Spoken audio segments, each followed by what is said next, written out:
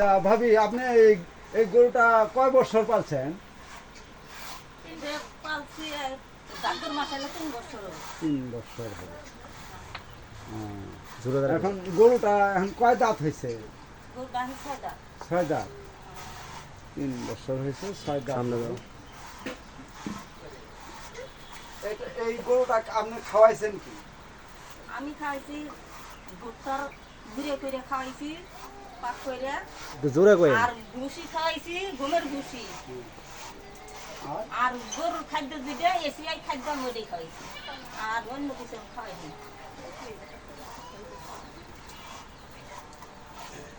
তাতে কিরম খরচ হয়েছে? তাতে আপনার মাসে কিরকম খরচ গেছে? আমার মাসে 30,000 টাকা খরচ। মাসে 30,000 টাকা। হ্যাঁ।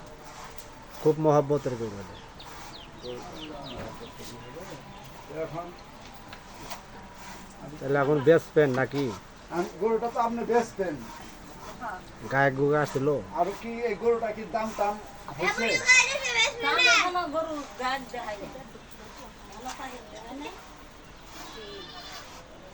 আসবে আর কি। এটা কত মন ওজন হতে পারে? এই গরুটা নিয়ে একটা হবে।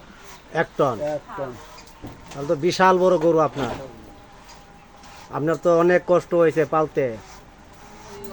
এখন আপনার এই কষ্টই হয়। মহব্বতের গরু বিক্রি করে দিবেন, আপনার কিছু দুঃখ লাগবে না? দুধ কত নামবো? আপনি এত আদর যত্ন করছেন, খাওয়াইছেন, তাহলে তো আপনি একটা মহব্বত সন্তানের মতো তাকে লালন পালন করছেন। মহব্বত না? মহব্বতী তো। তাহলে এটা আপনার অনুমানিক কিরম দাম আপনারা আইডিয়া করছেন? এখন মনে করুন অনুমান এখন নিচে 15 লাখ 15 লাখ। এটা আপনাদের আর কি চাওয়া। চাওয়া। হ্যাঁ। তাতে কীরকম হইলে ছাড়ার মতো আপনার আছে? সারা ইয়ের মধ্যে মনে করেন কম বেশি হইতেই পারে না? হতেই পারে। তাহলে আপনার শুধু এই খাদ্যর উপরে এই গরুটা আপনার নির্ভর হয়েছে। আমি খাদ্যের উপরে। আপনি কি বাইরে কোনোদিন বাই করেন নাই? না, যেদিন বিয়ে হয়েছে সেদিন হাতে আমি ঘরে তুলছি। ঘরে তুলছেন? হ্যাঁ। আপনার নাম কি? আমার নাম মুর্শিদা। মুর্শিদা আক্তার নাকি? আর এর নাম কি থুইছেন? নিখুঁত। নিখুঁত না, এর নাম পাগল। গরুর নামটা কি থুইছেন? বাহাদুর নাকি নালু? বাহাদুরি খান। বাহাদুর।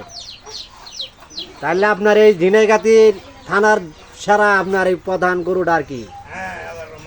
আমার মনে হয় ঝিনাইগাতি থানাতে আর এরকম গরু কোথাও নাই, না, গরু নাই। আপনাদের এই প্রথম।